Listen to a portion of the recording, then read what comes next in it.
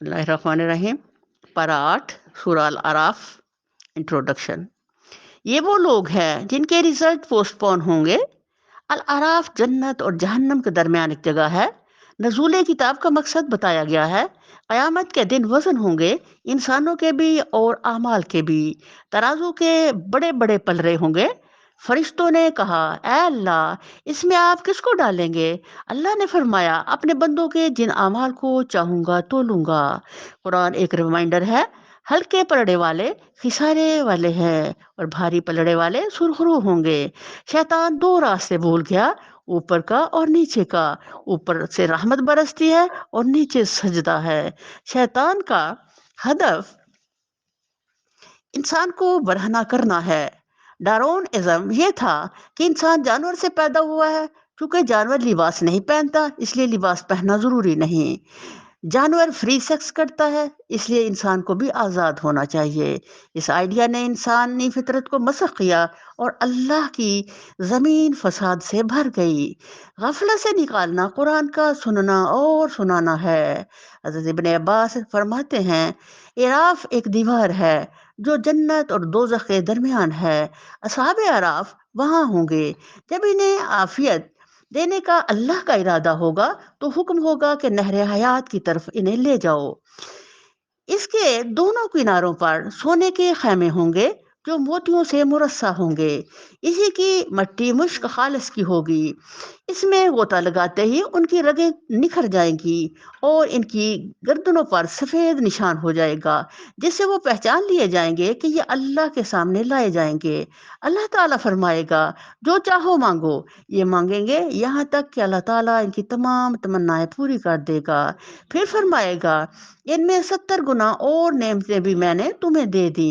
फिर ये जन्नत में जाएंगे। वो अलामत उन पर मौजूद होगी। जन्नत में इनका नाम मसाकीने अहले जन्नत होगा।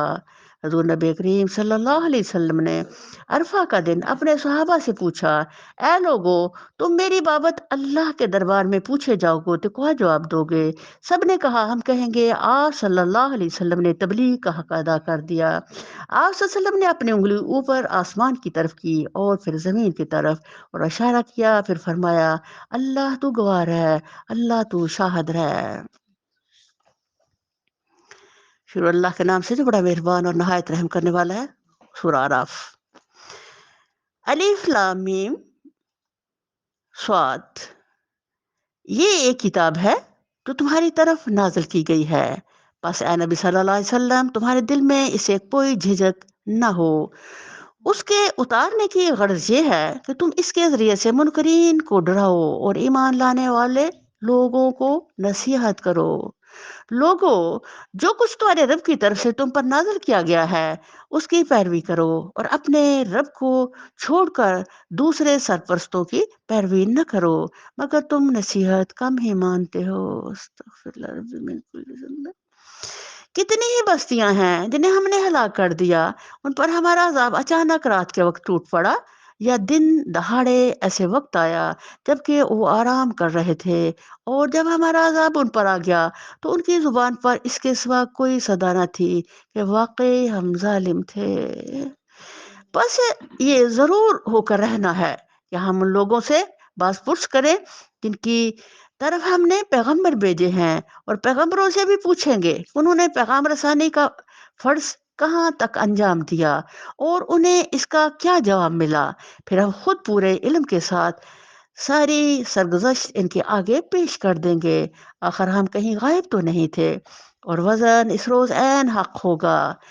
जिनके पलड़े भारी होंगे वही फला पाने वाले होंगे, और जिनके पलड़े पलड़े हल्के होंगे वही अपने आप को खिसारे में मुब्तला करने वाले होंगे, क्योंकि वो हमारी आयात के साथ जालिमाना बर्ताव करते रहे थे। आयत तदब्बुर। अब सुभान अल्लाह, अल्लाह ताला ने कल के हिसाब का एक बड़ा खूबसूरत नक्शा यहाँ खींचा है। दुनिया में हम तकड़ी रखते हैं ना, तकड़ी को हम जानते हैं ना, जब हम किसी चीज को बैलेंस करना होता है तो क्या करते हैं, एक तरफ वटा डालते हैं और एक तरफ वो चीज डालते हैं। और अल्लाह ताला जब भी हमें कोई बात समझाना चाहते हैं तो वो इस कंसेप्ट से कि दुनिया में जैसे चलता है, तो اگر چیز بھاری ہوتی ہے تو وہ نیچے ہو جاتی ہے، اگر کم ہوتی ہے تو اوپر ہو جاتی ہے۔ اس احساس سے اللہ تعالیٰ فرما رہے ہیں کہ کل ایک تکڑی لگائی جائے گی اور اللہ جس کا چاہے گا وزن تولے گا، اور جو تولنے کا سلسلہ ہوگا وہ یہ ہوگا کہ نیکیاں اور برائیاں جو ان سے ہیں ان میں اللہ فرماتے ہیں واحد امت محمد صلی اللہ علیہ وسلم ہے جس کی ایک برائی کا ایک ہی وزن ہوگا، لیکن ان کی جو نیکی ہوگی وہ 10 70 اور 7 گنا بڑھا کر پلڑے میں ڈالی جائے گی، الحمدللہ۔ اور جو مسلمان ہے اگر وہ گناہ کا ارادہ کرے تو اللہ تعالیٰ کی طرف سے معافی ہے، گناہ کرے تو ایک ہی گناہ لکھا جائے گا، نیکی کی نیت کرے تو نیکی لکھ دی جائے گی، ایک نیکی لکھ دی جائے گی، سبحان اللہ۔ جب وہ کرے گا تو 10 ہو جائیں گی، جب اور عمل کے قوت سے کرے گا وہ تو 70 ہو جائے گی۔ یعنی اللہ تعالیٰ کے میں قربان جاؤں، جس نے کل جو وہ تکڑی لگانی ہے آج امت محمد کے لیے کس طرح آسانیوں کے رستے کھول رہے ہیں، اور اللہ تعالیٰ بتا رہے ہیں کہ کس طرح وہ جو تول ہوگا الحمدللہ کتنی رعایت ہوگی امت محمد صلی اللہ علیہ وسلم کے ساتھ میرے رب کی۔ پہلی امتوں کا ایک نیکی کا ایک سزا اور ایک برائی کی، ایک نیکی کی ایک جزا اور ایک برائی کی ایک سزا، ایسے تھا، لیکن نبی کریم صلی اللہ علیہ وسلم کی برکت اور اس بات کی برکت کہ جب بھی نبی صلی اللہ علیہ وسلم نے بتایا کہ پہلی امتوں کی اتنی اتنی عمریں تھیں وہ اور اتنا وہ کمائی کرتے تھے اور کیسے وہ جہاد کرتے تھے، تو صحابہ بڑے اداس ہوئے اور بڑے کہتے ہیں کہ نبی صلی اللہ علیہ وسلم ان کی اتنی عمریں تھیں سینکڑوں سال اور انہوں نے اتنا اللہ کے راستے میں کمایا، ہماری تھوڑی سی عمر 60 سال، تو یہ کیا بنے گا ہمارا اور ان کا؟ تو پھر میرے اللہ تعالیٰ نے سبحان اللہ یہ ریشو بتائی میرے رب نے تب، جس پر صحابہ بہت خوش ہوئے الحمدللہ کہ ہماری جو نیکیاں ہیں، بلکہ اللہ نے جی ایک بہت خوبصورت احسان اس افسوس میں غم میں کیا، وہ سورہ قدر نازل فرمائی اور فرمایا کہ وہ بندہ جس کی مثال تمہیں نبی صلی اللہ علیہ وسلم سنا رہے ہیں کہ وہ 1000 سال تک جہاد میں کمر بند رہا، تو تم لوگوں کو میں ایک رات دیتا ہوں جس میں جو ہزاروں راتوں سے افضل ہوگی، تم اس مجاہد سے زیادہ اس میں کمائی کر سکو گے، سبحان اللہ۔ تو یہ بڑی بشارت ہے ہمارے لیے اللہ کے احسان سے کہ بہت جلد الحمدللہ ہم پر وہ رات آنے والی ہے جس کی خریداری کے لیے، جس کو ڈھونڈنے کے لیے، پانے کے لیے انشاءاللہ ہم بھرپور محنت کریں گے، اور ہم اللہ کے اس دعا کے ساتھ یا اللہ ہماری مدد فرمانا، ہمیں قدر کی رات ضرور دے دینا مالک، پتہ نہیں ہماری زندگی کا آخری رمضان ہے، تو اللہ تعالیٰ یہ تیری نعمت خرید کر کے ہم دنیا سے جائیں، اور اللہ تیرے رمضان کے اندر جو ہر نفل فرض بنے گا اور ہر فضل 700 گنا بنے گا، 70 گنے بنے گا، اللہ تعالیٰ یہ سارا ہمارے ساتھ معاملہ فرما دینا تاکہ اس رمضان کے اندر ہم تیرے دربار سے اتنا خرید سکیں کہ جو سرخ روئی ہمارے نام لکھ دی جائے، اللہ ہمارے ماضی کے گناہ معاف کر دینا، اور میرے مالک ہماری کل آنے والی زندگی کے لیے بھی سرخ رویاں لکھ دینا مالک، اور ہمیں بہت عبادت کرنے والا بنا دینا، اور ہمیں بہت قیام کرنے والا بنا دینا، کتاب اللہ کی گہری سمجھ کرنے والا بنا دینا، اللہ ہمارے سینے کھول دے کتاب اللہ کے لیے، ہمیں اس کا عمل بنا دے میرے اللہ، ہم تیرے محتاج ہو، تو ہمارا غنی آقا، اس رمضان کو ہمارے لیے ایسا رمضان بنانا جیسا ہم نے کبھی نہ گزارا تھا، اور اس کی بہت لذتوں سے ہمیں سرفراز کر دینا میرے مالک۔ ہم نے تمہیں زمین میں اختیارات کے ساتھ بسایا اور تمہارے لیے یہاں سامنے زیست فراہم کیا، مگر تم لوگ کم ہی شکر گزار ہوتے ہو۔ اب دیکھو بار بار قرآن میں آ رہا ہے قلیل لما تشکرون، تم تو اللہ تعالیٰ ہم یہاں تیرے دربار میں فریاد کر ہمیں بہت شکر کرنے والا بنا دے اللہ، اللہ ہمیں قلیل لوگوں میں شامل کر لے میرے اللہ، تیری توفیق اور مدد کے بغیر ہم کچھ نہیں کر سکتے میرے مولا۔ ہم نے تمہاری تخلیق کی، ابتدا کی، پھر تمہاری صورت بنائی، پھر فرشتوں سے کہا آدم کو سجدہ کرو، اس حکم پر سب نے سجدہ کیا مگر ابلیس سجدہ کرنے والوں میں شامل نہ ہوا۔ پوچھا تم کس وقت جی سے تجھے کس چیز نے سجدہ کرنے سے روکا جبکہ میں نے تجھ کو حکم دیا تھا؟ بولا میں سے بہتر ہوں، تو نے مجھے آگ سے پیدا کیا ہے اور اسے مٹی سے۔ فرمایا اچھا تو یہاں سے نیچے اتر، تجھے حق نہیں ہے کہ یہاں بڑائی کا گمانڈ کرے، نکل جا، کہ در حقیقت ان لوگوں میں سے ہے جو خود اپنی ذلت چاہتے ہیں۔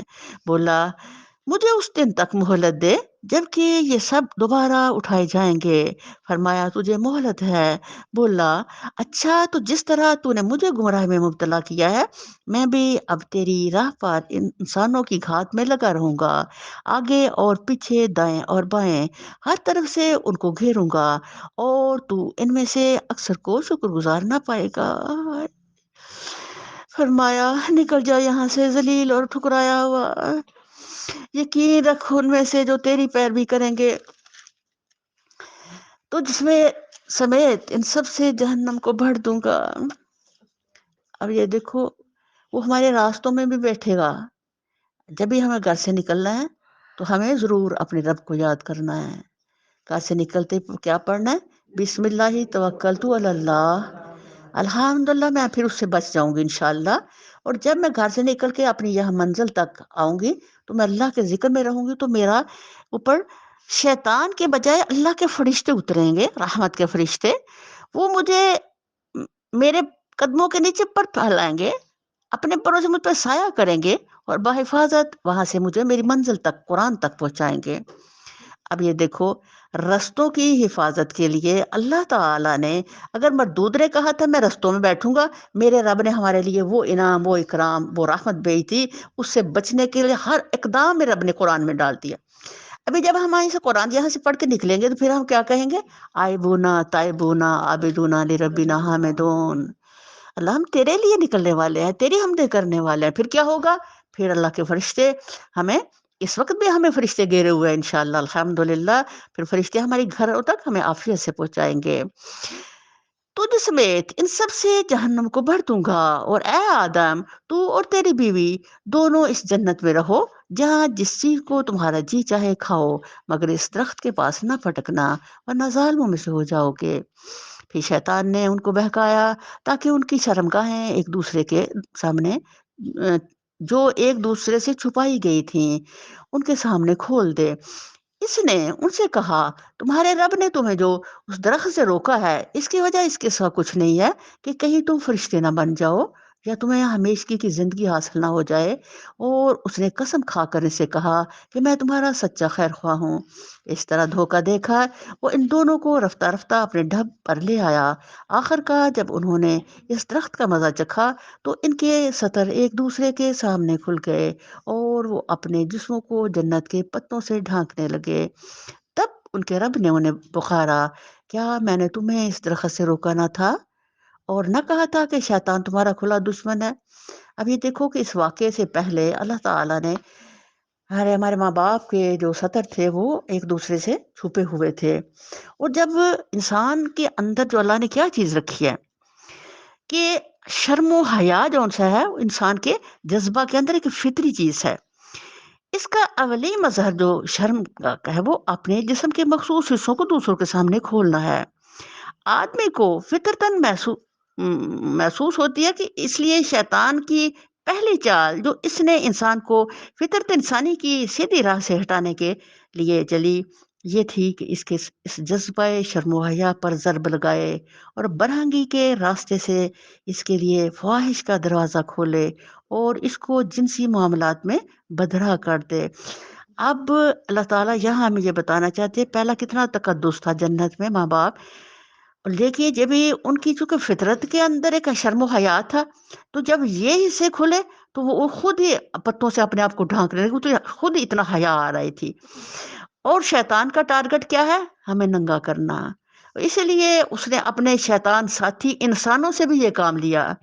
ڈارون کا یہی تھا کہ یہ انسان جو ہے یہ جانور سے بنا ہے، اس لیے لباس پہننے کی ضرورت نہیں، تو انسان ننگا واقعی ہو گیا، اور آج بھی ننگے انسان آپ کو نظر آ رہے ہیں۔ لیکن اللہ تعالیٰ تو ایک حیادار سخی ہے، مہربان رب، تو وہ ہمیں، اور خاص طور پہ ہم جو خواتین ہیں، اللہ اورا چھپا ہوا ہے، اور ہمیں عورت اللہ نے نام دیا، یہ بھی ہم ایک بڑی رسپیکٹ ہے اللہ کے نزدیک ہماری، کہ ہمارا نام ہی چھپی ہوئی ہے۔ تو جب ہم ننگے ہوتے ہیں تو کیا ہوتا ہے؟ شیطان وہی جس سے پناہ کی ابھی ہم دیکھ رہے تھے کہ اللہ کے ذکر سے ہم اس کی پناہ میں آئیں گے، اس کی پھر موج بن جاتی ہے۔ وہ پھر ایک دوسرے کو، مردوں عورتوں کو دکھاتا ہے کہ وہ دیکھو اور انجوائے کرو، ہنسو اور مذاق اڑاؤ۔ پردہ دار عورت ایک باعزت عورت ہے، بے پردہ عورت خود اپنی عزت کو متاثر کرتی ہے، اور پردہ ایکچوئل ہماری عزت ہے الحمدللہ۔ ہمارے ایمان کو تحفظ دیتی ہے، ہماری نیکیوں کو تحفظ دیتی ہے، الحمدللہ۔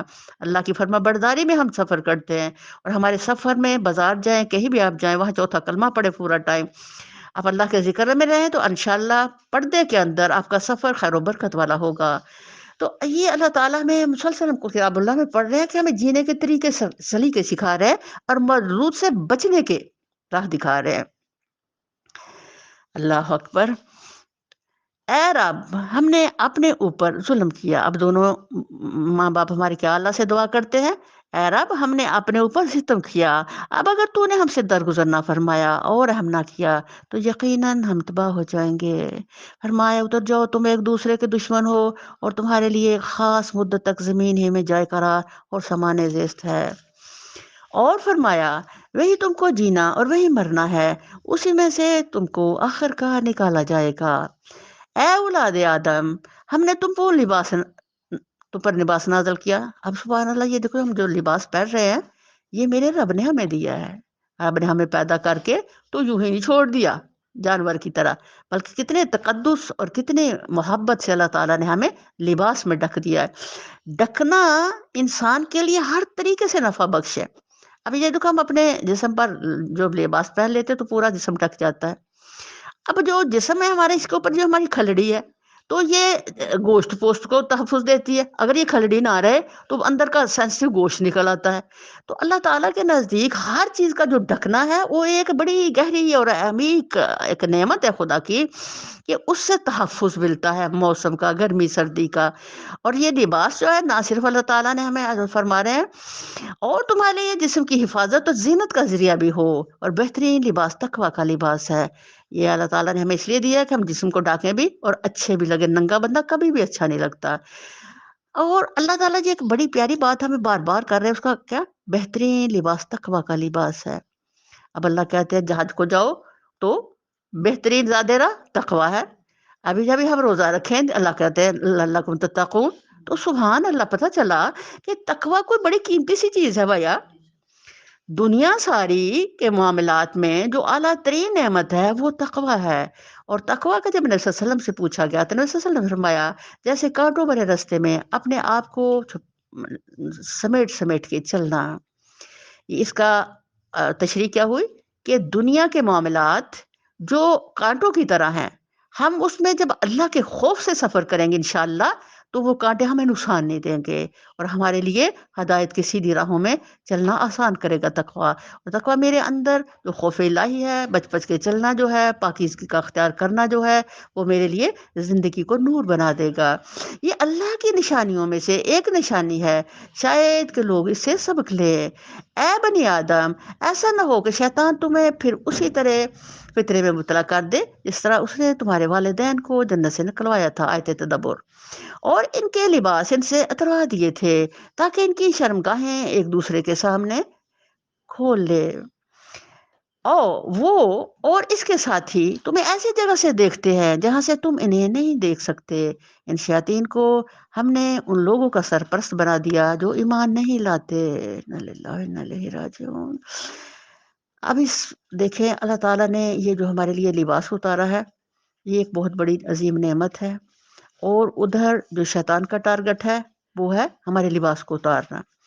سب سے پہلے اس کا یہ پہلا حملہ ہمارے ماں باپ پر تھا جس میں وہ کامیاب ہوا، اور اب ہر انسان پر اس کا یہی ٹارگٹ ہے۔ اس کو پتہ ہے کہ جب بندہ ننگا ہو جائے گا تو ننگے کا ایمان نہیں رہے گا، بھائی حیا نہیں ہے تو ایمان نہیں ہے، اور لباس میں حیا ہے۔ یہ ہمارے حیا کو ختم کرنے کے لیے اس طرح سرتوڑ محنت اور کوشش کر رہا ہے۔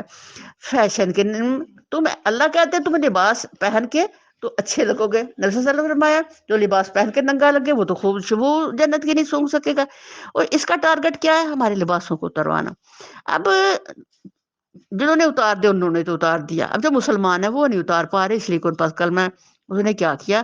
ان کے لباسوں کو ٹائٹ سے ٹائٹ کرتے جاؤ، تنگ سے تنگ۔ وہ ہمارا ایک لباس کا حصہ جو 2 میٹر میں بنتا تھا اب ہمارا آدھے میٹر میں بن رہا ہے۔ تو یہ کیا ہوا؟ لباس پہن کے بھی ننگا لگنا۔ تو اب اس سے ہمیں یہ سبق مل رہا ہے کہ لباس ہمارے حیا اور ایمان کی بیس ہے۔ بہترین لباس ہم جو لباس پہنتے ہیں اور اس کے اوپر ہم بایا پہن لیتے ہیں یا برقع پہن لیں اپنے کو ڈھک لیتے ہیں، اس کا اللہ نے حکم دیا ہے کہ تم اپنی چادروں اور اوڑھنیوں سے اپنے آپ کو اس طرح سے ڈھکو کہ پتہ نہ چلے کہ تم میں کون کون ہے۔ تو اس سے پتہ چلا کہ بنیادی طور پر پہلا جو جرم اس نے کروایا شیطان نے وہ لباس کا تھا، اور آج بھی ہر بندے پر اس کا ایک ہی ٹارگٹ ہے کہ ہمارے لباسوں کو یا اتروا دے، ہمارے جہاں پھر اتنے ٹائٹ کر دے کہ ہم پہن کے بھی ننگے لگے۔ تو یہاں سے پتہ چلا کہ ہمارے لیے ایمان کے تحفظ کے لیے، نیکیوں کے تحفظ کے لیے، معاشرے کو پاکیزہ بنانے کے لیے اور اس کے تقدس کے لیے، اس جسم کے تقدس کے لیے ہم کو اس طرح سے اچھے لباس پہننے ہیں، اور اوپر سے اپنے آپ کو بایوں سے ڈھکنا ہے یا چادر سے ڈھکنا ہے تاکہ یہ کوئی نہ جان سکے میں کون ہوں۔ تو یہ شیطان سے تحفظ کا بہترین ذریعہ ہے ہمارے لباس، ہماری چادریں، جس کو وہ اتروانا چاہتا ہے تو یہ ہمارے لیے ایک بڑی وارننگ ہے کہ ہم نے شیطان کے سامنے جھکنا نہیں، اس کی بات نہیں ماننی، بلکہ الحمدللہ میں نے اپنے ایمان کے تحفظ کے لیے ہر اقدام کرنے ہیں۔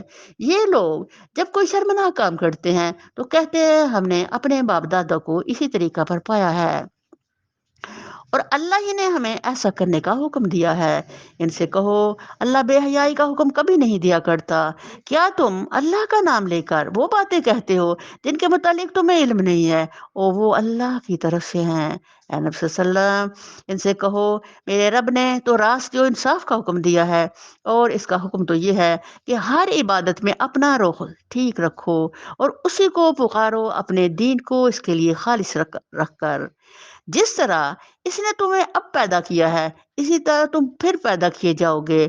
ایک گروہ کو تو اس نے سیدھا راستہ دکھا دیا ہے، مگر دوسرے گروہ پر گمراہی چسپاں ہو کر رہ گئی ہے، کیونکہ انہوں نے خدا کے بجائے شیاطین کو اپنا سرپرست بنا لیا ہے، اور وہ سمجھ رہے ہیں کہ ہم ٹیڑھی راہ پر ہیں۔ اے نبی صلی اللہ علیہ وسلم وہ سمجھ رہے ہیں کہ ہم سیدھی راہ پر ہیں۔ اے نبی صلی اللہ علیہ وسلم، اے بنی آدم، ہر عبادت کے موقع پر اپنی زیست سے آراستہ رہو اور کھاؤ پیو اور حد سے تجاوز نہ کرو، اللہ حد سے تجاوز کرنے والوں کو پسند نہیں کرتا۔ اب سبحان اللہ، عبادت کے ٹائم میں ہمارے خصوصی طور پہ لباس بہترین ہونے چاہیے۔ اگر ہم عبادت کر رہے ہیں جیسے کہ آج کل ہمارا حال ہے کہ پاجامے پہنے ہوئے ہیں اور رکوع سجدہ کرتے ہوئے جسم کا ایک ایک اس نمایاں ہو رہا ہے، تو اللہ ہی جانے یہ اس عبادت کی قبولیت کا کیا معیار ہوگا۔ تو اللہ کرے ہم اس قرآن کی آیت کو سمجھ سکے کہ عبادت کے موقع پر لباسوں سے آراستہ ہونا کیا ہے، کہ ایسا پراپر لباس پہنا جائے جس سے ہماری عبادت متاثر نہ ہو اور ہم ننگے نہ نظر آئے۔ الحمدللہ، تو ہمارا یہ عظیم ترین ایک فریضہ ہے، اور خود سے اور دوسروں اور خاص طور پر اپنی اولادوں پہ ورک کرنے کے لیے کہ ہم ان کو یہ بتائیں کہ اللہ کے بندو، کم از کم جب تم نماز اور عبادت کے لیے اپنے آپ کو مطہر کرتے ہو، وضو کرتے ہو، تو اس کے بعد یہ خیال کرو کہ کیا میں واقعی اس قابل ہوں کہ میں بادشاہ کل کے دربار میں جا رہا ہوں اور میری حالت بالکل ٹھیک ہے۔ تو لباس ایک ایسی بنیادی چیز ہے الحمدللہ جو ہمیں اپنے رب کے قریب کرتی ہے، محبت دلاتی ہے اور ایمان کا تحفظ کرتی ہے۔ تو اللہ فرما رہے ہیں اور کھاؤ پیو اور حد سے تجاوز نہ کرو، اللہ حد سے بڑھنے والوں کو پسند نہیں کرتا۔ اے نبی صلی اللہ علیہ وسلم سے کہو کسی نے اللہ کی اس زینت کو حرام کر دیا جسے اللہ نے اپنے بندوں کے لیے نکالا تھا، اور کسی نے خدا کی بخشی ہوئی پاک چیزیں ممنوع کر دی، کہو یہ ساری چیزیں دنیا کی زندگی میں بھی ایمان لانے والوں کے لیے ہیں، اور قیامت کے روز تو خالصتاً انہی کے لیے ہوں گی۔ اللہ جل منہم۔ اس طرح ہم اپنی باتیں صاف صاف بیان کرتے ہیں ان لوگوں کے لیے جو علم رکھنے والے ہیں۔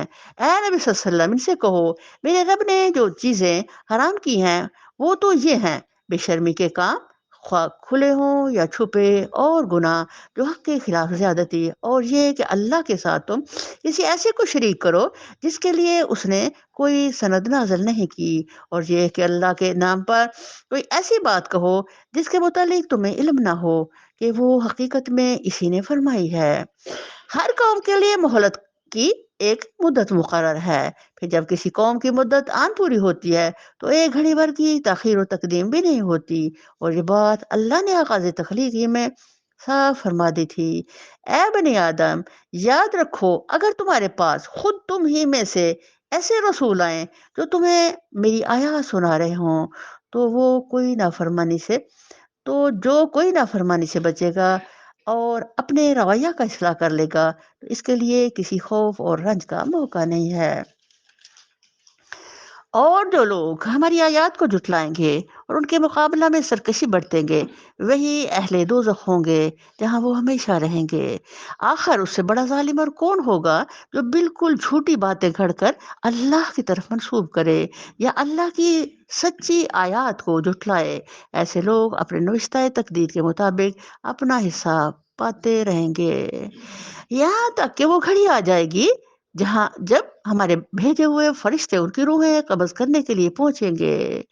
उस वक़्त वो उनसे पूछेंगे कि बताओ, अब कहाँ हैं तुम्हारे माबूद जिनको तुम खुदा के बजाय पुकारते थे? वो कहेंगे, सब कुछ गुम हो गए, सब हमसे गुम हो गए। और वो खुद अपने खिलाफ गवाही देंगे कि हम वाकई मुनकरे हक थे। अल्लाह फरमाएगा, जाओ तुम भी इसी जहन्नुम में चले जाओ जिसमें तुमसे पहले गुजरे हुए ग्रोहे जिन्नों इंस जा चुके हैं। हर ग्रोह जब जहन्नुम में दाखिल होगा, तो अपने पेशरो ग्रोह पर लानत करता हुआ दाखिल होगा। हत्ता कि जब सब वहाँ जमा हो जाएँगे, तो हर बाद वाला ग्रोह पहले ग्रोह के हक में कहेगा, "ऐ रब, ये लोग थे जिन्होंने हमको गुमराह किया, लिहाज़ा इन्हें आग का दोहरा अज़ाब दे।"